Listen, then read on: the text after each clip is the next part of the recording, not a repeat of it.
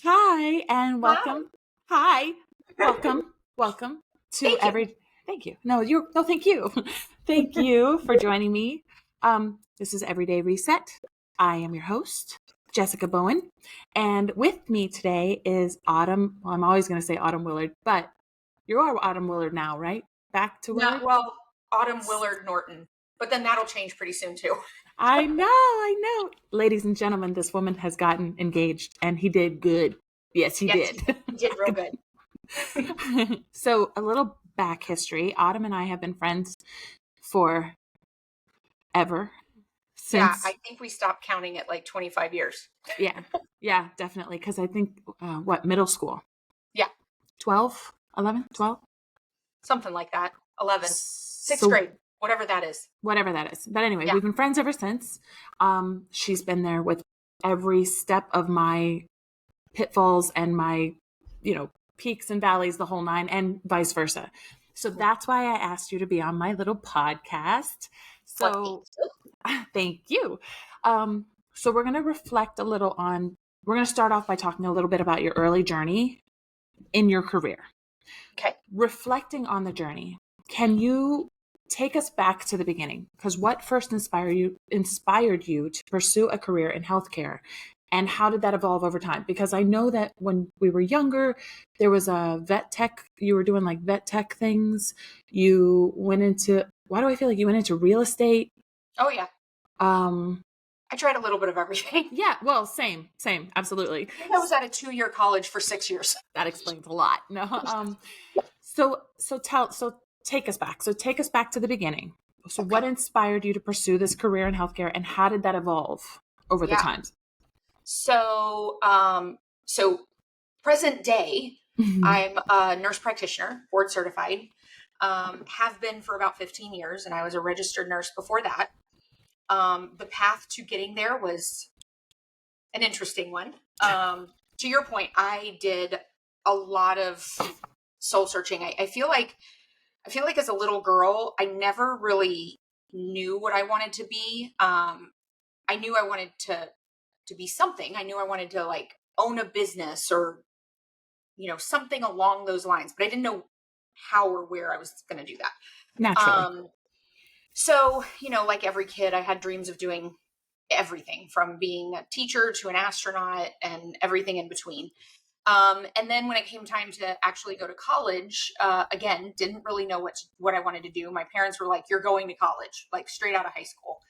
And so I was like, okay. And I just kind of majored in business or whatever everybody majors in. And I tried to figure out what I wanted to do from there and literally majored in everything under the sun.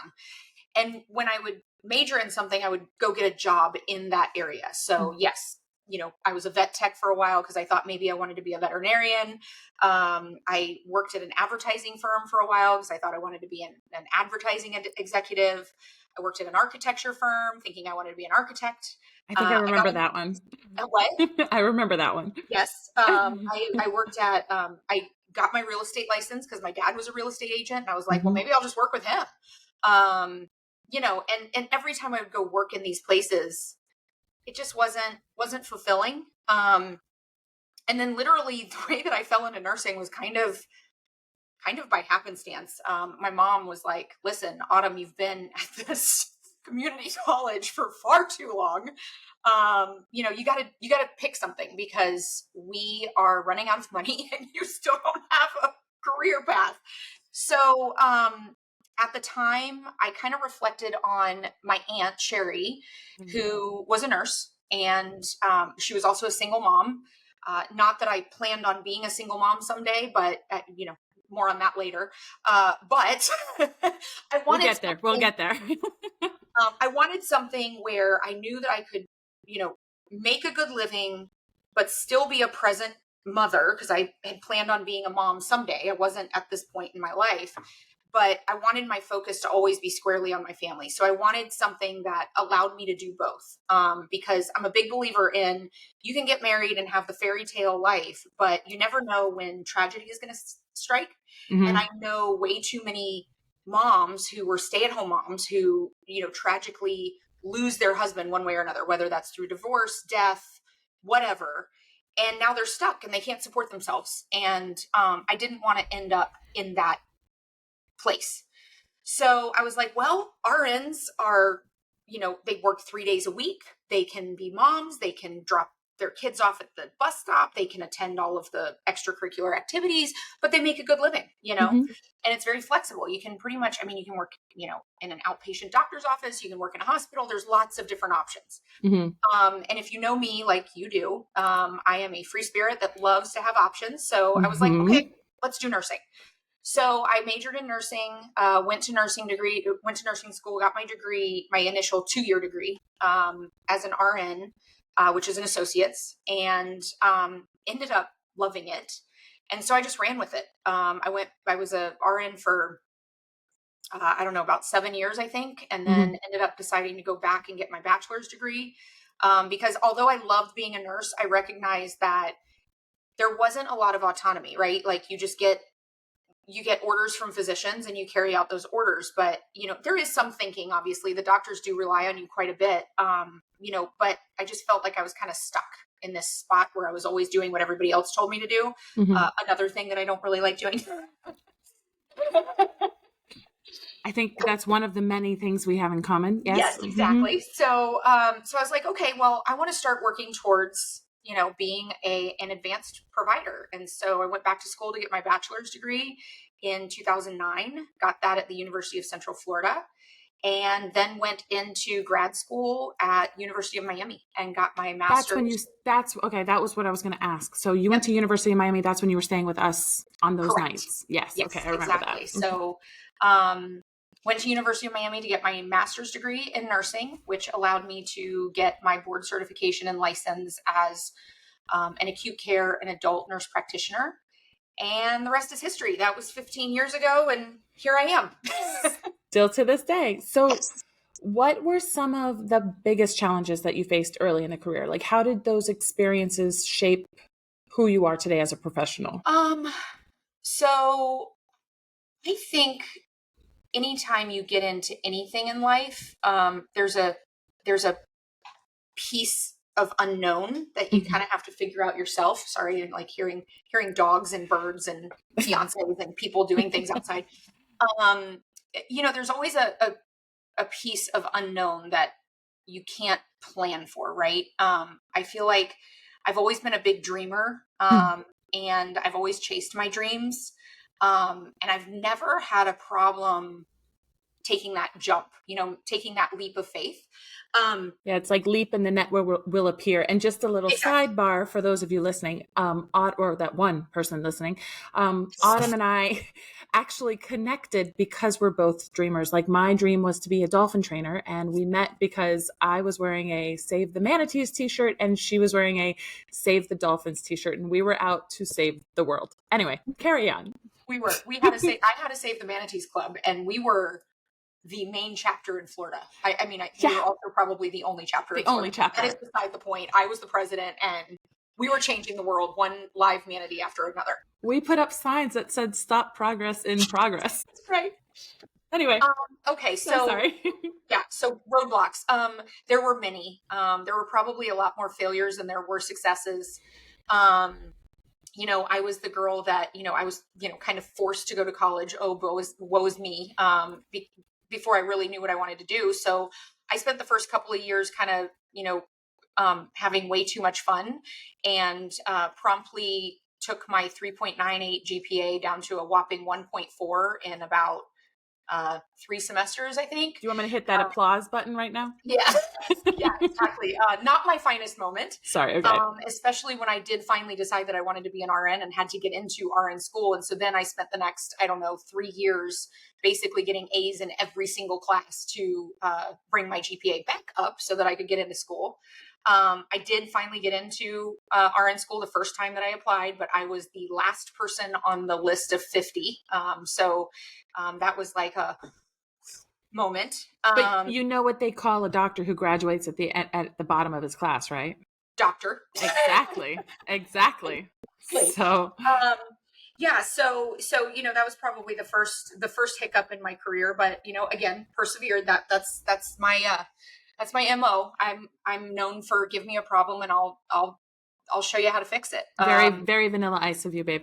Yes, exactly. So, obviously trying to balance work and school and all of that kind of stuff is always a challenge. But I kind of always found my way. I think, then being a nurse practitioner. So I met my now ex-husband, when I was an RN. It's kind of cliche. He's a doctor. I was a nurse. We met in the hospital, but whatever. Um,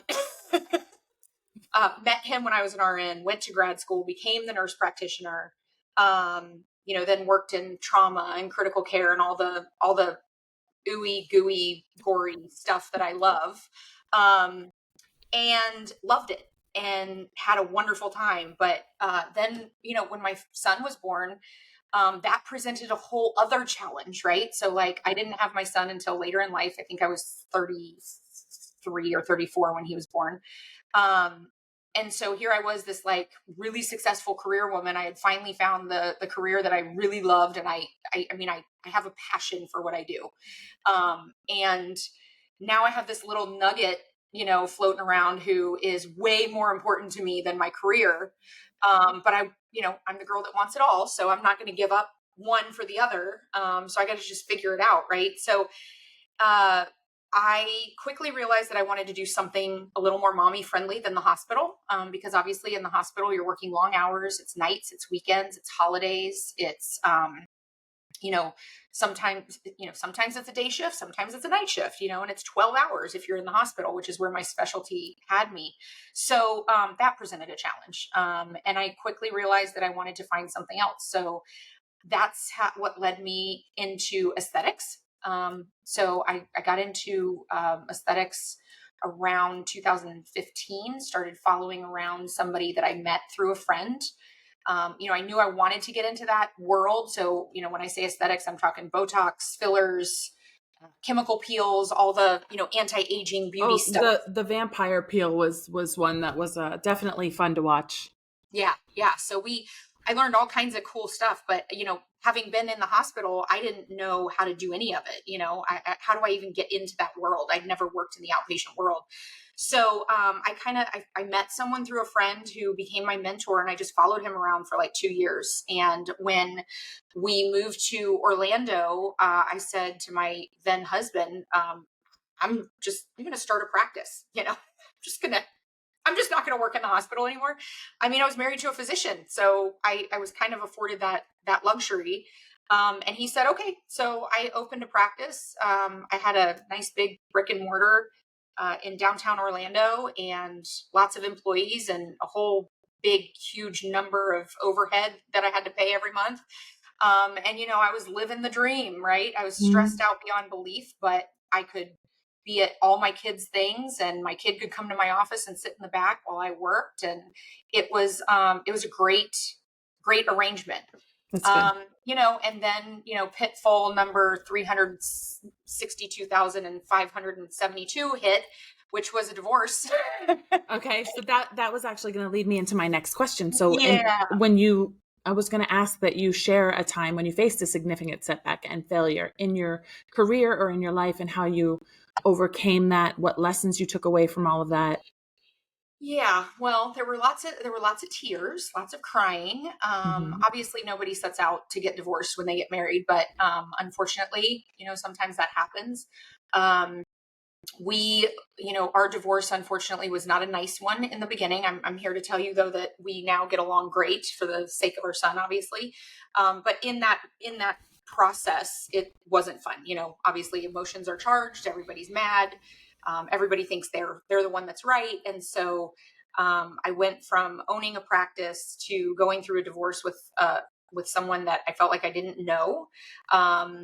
Nearly losing my son because my ex-husband wanted to try to relocate with my son and give me minimal visitation. And so I said, no, that's not going to happen. Once again, somebody told me, that I wasn't allowed to do something. And I said, watch me. So it was a really painful thing because I had put my heart and soul into my practice in Orlando. I had been at it for 5 years. I had, despite all the overhead and the the trials and the tribulations of starting a new business and kind of working your way through and learning as you go, I shut it down. That's it. I decided that my son was more important, obviously. And I said, either I let this go, or I let my son go. And obviously that's an That's easy, not going to easy happen. choice, Right. right? So I closed my business and I went back to the hospital and I got a job at the hospital as a staff nurse practitioner in the ICU. This was right before COVID. And as a result of all of that, ended up having to file bankruptcy. So, here I am, a successful nurse practitioner at that time, with 8 years experience, went from being able to afford whatever I wanted to having literally, I think when I filed bankruptcy, I had $17 in my bank account and, couldn't pay my rent, couldn't buy groceries, had to borrow money from my mom, and it was not a good time. But once again, I was in the fight of my life. I was trying to keep my son. I was trying to stay in Orlando where my son had grown up at this point. He had just started school. So I didn't want him to be relocated on top of having just gone through his parents getting a divorce. And so I dug my heels in and I was like, I'm going to do this. And I went back to the hospital. I took a job working nights. I hired a nanny with the first paycheck that I got.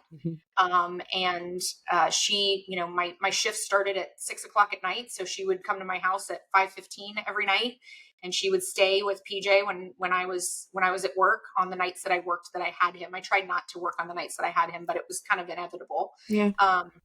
And so she would stay with him overnight. And then in the morning, she would get him up and get him ready for school so that when I got home from work, I could take him to school. And then I'd come home and sleep all day while he was at school and then get up, pick him up, take him out for whatever, we'd go out for ices or, go to the park or whatever for a couple hours before I had to go back to work. And then Annie would come back and And the cycle would start all over again.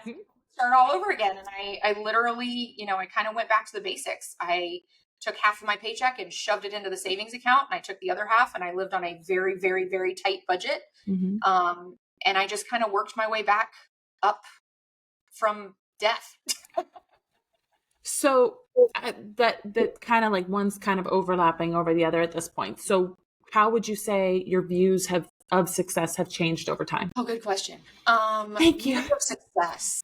So, I think in my 20s, if someone would have said to me, what is success? I think I probably would have put some sort of monetary quality on it. So, I probably would have said something like, oh, when I'm making X amount of dollars a year and I own my own house and I have a new car and I go on a bunch of vacations and, all of that kind of stuff. That would have been my definition of success. I think at the ripe old age of 44, success is very different than what I ever imagined it would be. I'm very grateful to say that I have all of those things. But those aren't the things that matter. Success is having a family that you can spend time with, keeping those priorities straight. Still being able to go to my kids', football game or jujitsu, meets or, going to meet the teacher. I just did that today. Yes. It's like all of those things. And actually, even though I still work in the hospital, even that has evolved over time because one of the things that really hit me hard was COVID. Here I am, a nurse practitioner in an ICU during, a huge pandemic. And for the first time in my life, people are dying all around me and there's not a darn thing I can do about it. And, as a medical provider, that's not what we sign up for. Right. And so that hit me really hard and it very quickly made me realize, not that I didn't already know, but needed to be a little bit reminded of what was important. I was so focused on getting back on my feet after divorce and after bankruptcy, that I'd kind of forgotten, this life had become this thing where I just went through the motions, right? I got up, I went to work, I came home, I spent time with my son, I went to bed, I did the same thing over and over again because I was so focused on getting back getting back up on my feet. And after, dressing a 9-year-old little girl in, personal protective equipment so that she could go in and say goodbye to her 44-year-old mother who died in my ICU, I said, okay, I'm done. And I went to my boss and I said, I can't do this anymore. I don't want to leave the hospital. I love what I do. But I can't do the clinical anymore because it's taking me away from my son. Mm-hmm. And I'm not okay with that. And so she actually offered me a leadership position at that point, which was kind of the start of me working my way up through leadership in the hospital system that I now work for. I started off as a supervisor, worked my way up to a manager. I'm now a director. And that has afforded me incredible flexibility with my schedule. I pretty much work from home. I can be remote if I want to be. I can be at the hospital if I want to be. I'm, pretty much 95% administrative leadership, and I still do some clinical stuff. But because of that, now that's the definition of success, right? I get to make my own schedule.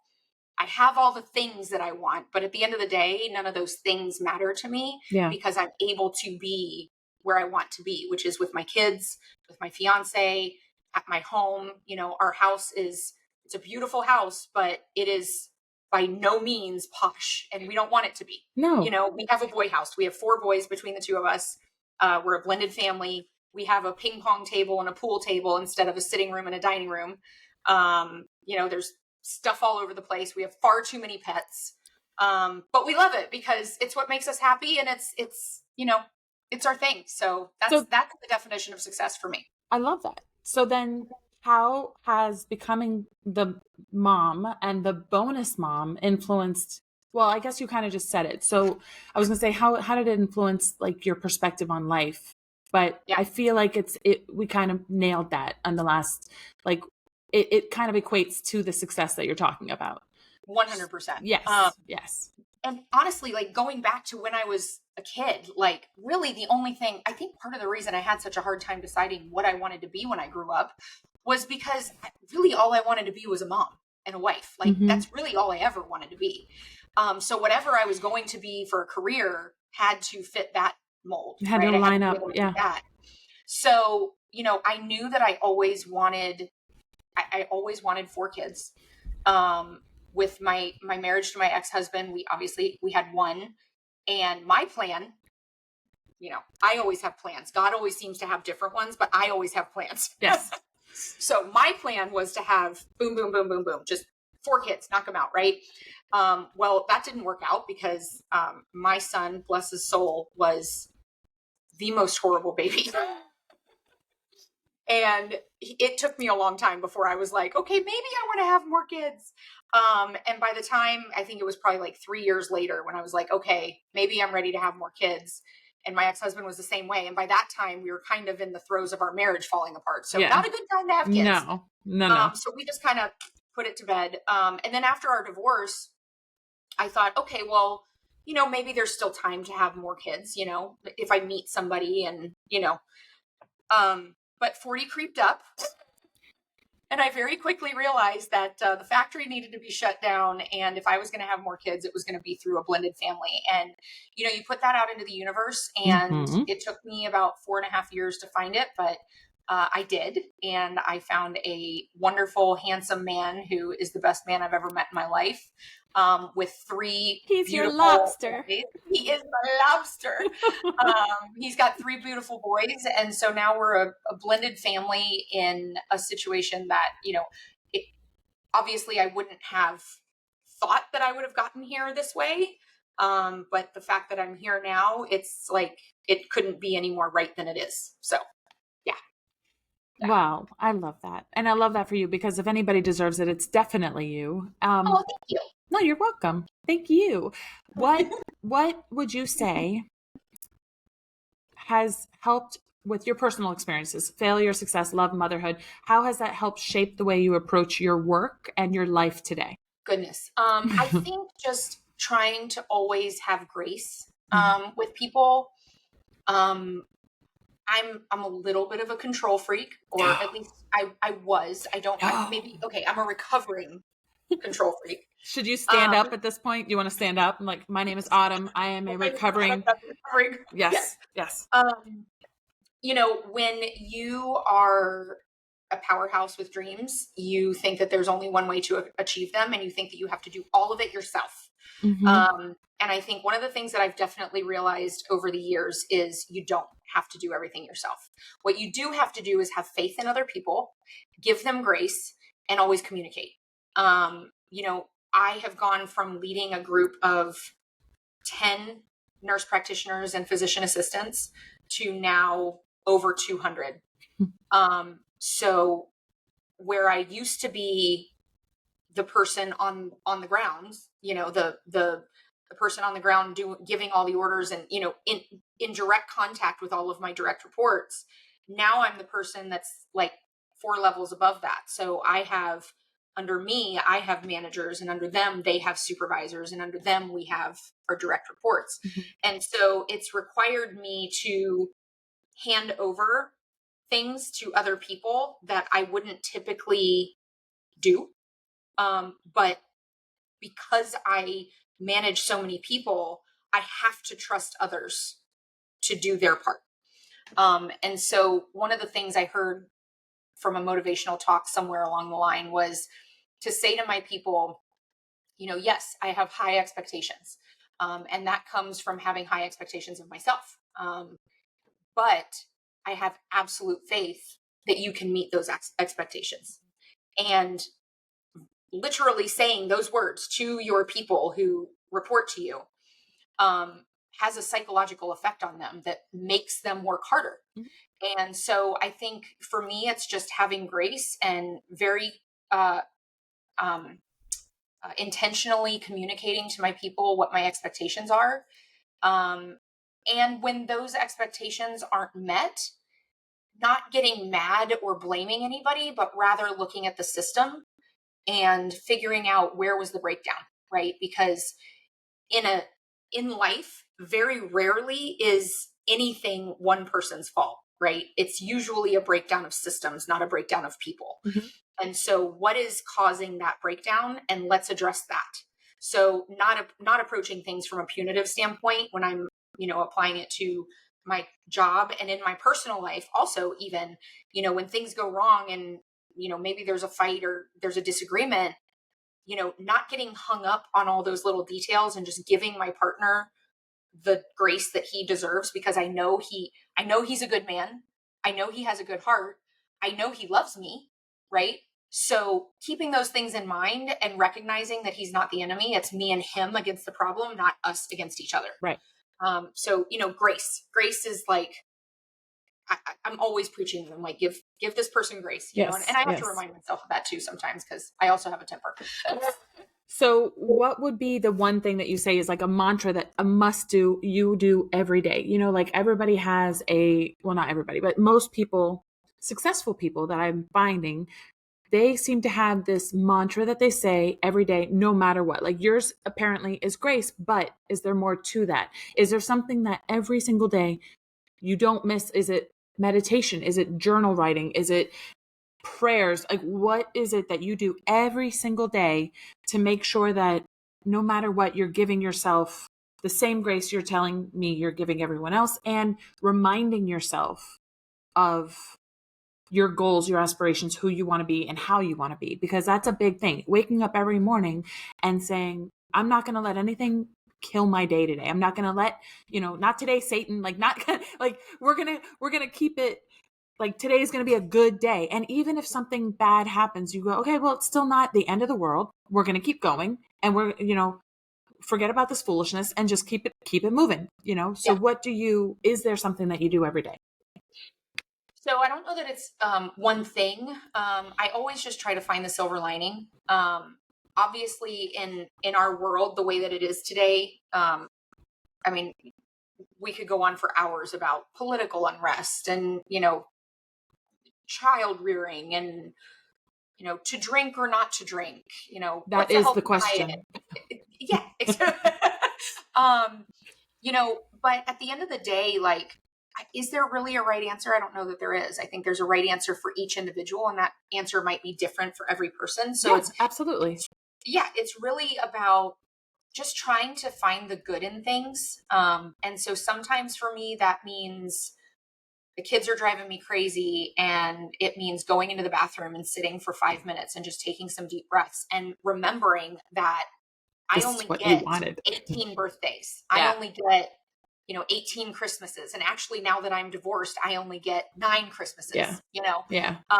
reminding myself of the things that are really important, Mm-hmm. and trying to find the silver lining.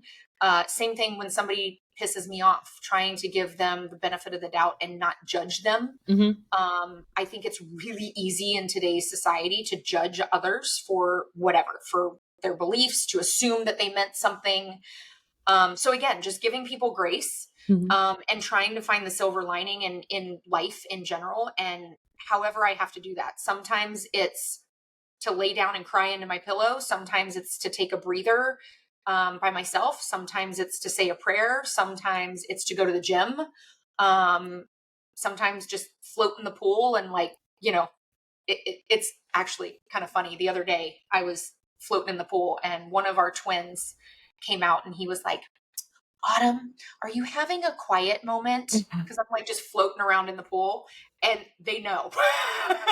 And I was like, no, buddy, I'm good. But like, it's just funny because it's like, when you start, when you live with somebody, and it's funny because kids are so perceptive. I feel like our kids are more perceptive than Josh is sometimes, but like they just kind of catch on to things and they can tell when I'm really stressed out, and they'll like come up to me and be like, Autumn, can I help you with something? Um, so it just, yeah, just giving people grace, giving people the benefit of the doubt, trying to see the silver lining and everything. So I don't know if there's a mantra in there somewhere, but always just trying to return back to that thought process, um, is what I try to do And every just day. being, just kind of, I guess my thinking was, I guess what I was asking was more of like, is there something that, like a reflection moment? Do you have a Yes. reflection moment every morning, every night? Like, do you reflect every day? Or is this something where like you reflect when you're having your bad moments? Like this is kind of where I was going with that.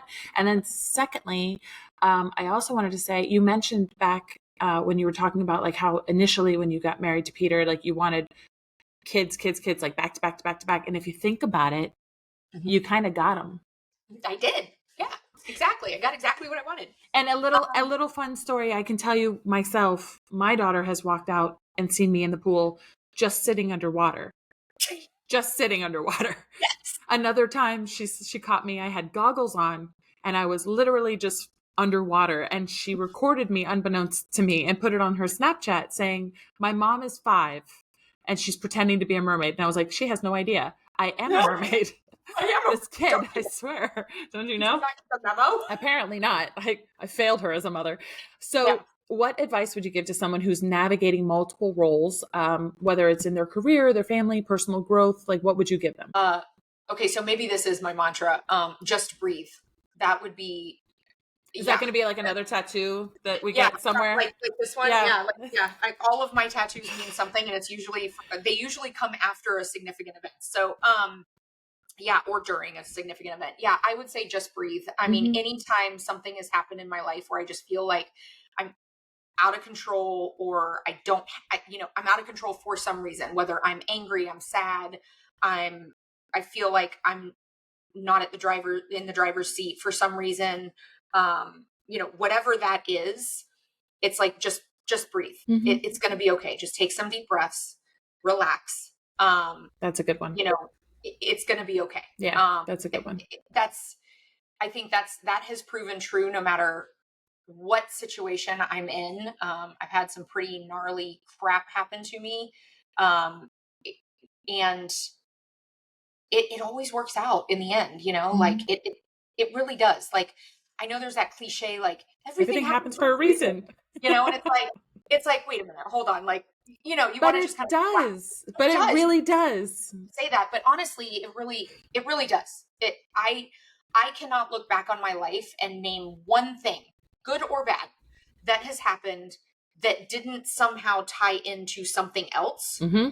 that had that not happened, this wouldn't have happened. 100%. I agree. So I mean, Josh and I talk about this all the time, you know, like he was married for 17 years before me. I was married for 12 years before him. And like we say all the time, like, why couldn't we have just met when we were in our 20s? You know, and he and I both agree we wouldn't have made it. Nope. We would not have the level of appreciation for one another that we have now had we not gone through all of that. That's correct. So, yeah. So it's like, I know it's cliche. I don't care. I feel like every single thing that has happened in my life is the result of another thing. It's a domino effect. And I don't regret any one of those things. Good or bad. Like it may be soul crushing, but you have to get down to get back up again. Like there's just 100%. you won't appreciate it otherwise. And I agree with you on the marriage thing, because my husband and I we would have never met if I hadn't been with my first husband and gotten his best friend in the divorce. And then his best friend introduced me to my current husband. So if it hadn't been for those little steps, those little pebbles along the way, it wouldn't have, and nothing would be the way it is today. Now, as we're coming to a close, because I know I've kept you on here long enough. What's next for you? Are there any goals or dreams that you're currently pursuing, both professionally, personally? Are you having any more kids? Like what's happening? No.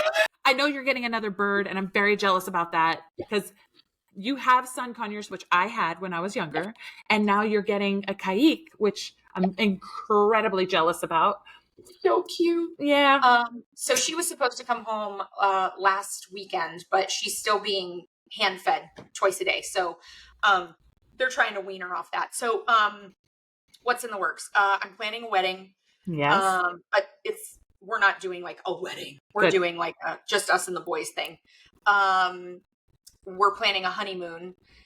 We want to try and buy a house sometime in the near future, but the economy sucks. So, more on that later. Yeah.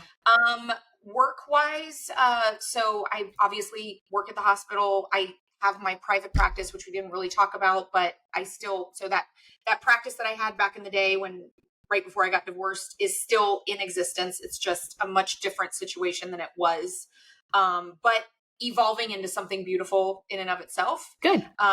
So I think in the future, I love what I do at the hospital, but it is a lot of stress.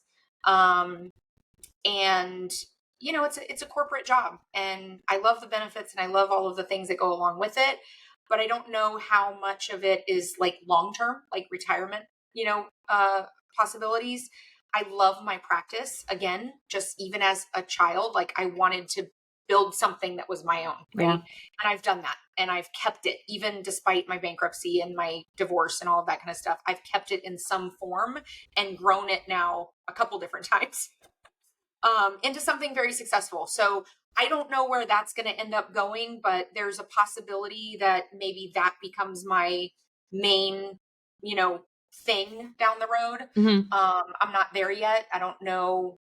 I don't know what the future holds where that's concerned, but I'm just kind of keeping my options open and working hard and doing the best I can by my patients, both in the hospital and in my practice, and just kind of letting the winds of life kind of take me wherever it takes me, and knowing that just breathe. It'll all be okay. It'll all work out.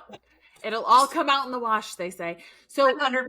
With that, I also wanted to say, I'd love to have you back on, and you can talk more about like maybe the benefits of Botox, and if you can't afford Botox or skincare, like if you can't afford an esthetician, how to do it via like from what's it called, over the counter. Yeah. There are lots of like skin hacks, anti-aging hacks out there. Right. So we should definitely have you come back. I should have you come back. Like I'm a whole team. Hold on. Group meeting. Yeah, we agree. Okay. Well, we all know that Millie's probably laying right next to you. She's under my step. Yeah. She's the producer. Yeah. Maggie, and Maggie's usually the director. She comes over and she taps me on the shoulder like, okay, time's up. I want to go in the pool. She's already in the pool. I had to kick her out. I knew she'd be interrupting. I love it. Yeah. But good times. Well, I will let you go. I want to say thank you. Thank you so much for being a part of my journey, because this is new for me too, this whole podcast thing. And this is going to I'm going to be diving more into the digital marketing world. So with that, like, I'm kind of I just noticed, and I'm not sure if you listened to my original like 6-minute pilot podcast, I was calling it, but it's basically like understanding everyone's struggles and failures and how they overcame them, what they do to mentally tell themselves it'll be okay, instead of sitting back and just letting it eat at them. So Yes. listening to your story, and I mean, I knew it, but sharing your story was really, really great. And I want to thank you. And I love you. Oh, of course. I'm happy to be on, and I'm so proud of you for doing all of this. So, Thanks. you know what? Grow, baby, grow. That's what life is about. Yes. And thank you. And I love you. And Love you. I will be talking to you soon. And I really do appreciate this. This is also going to be on YouTube. So for that one person that hopefully is listening, like, share, do all the things. And if you really enjoyed listening to Autumn, and if you want to hear more about the over-the-counter beautification hacks, comment and send me a message on Instagram or YouTube, and I'd be happy to let you know when I'm going to steal her and harass her and make her come back on. So anyway, with that, I'm going to sign off. But thank you, Autumn. I love you so much, and I will talk to you soon. Love you too. Bye. Bye.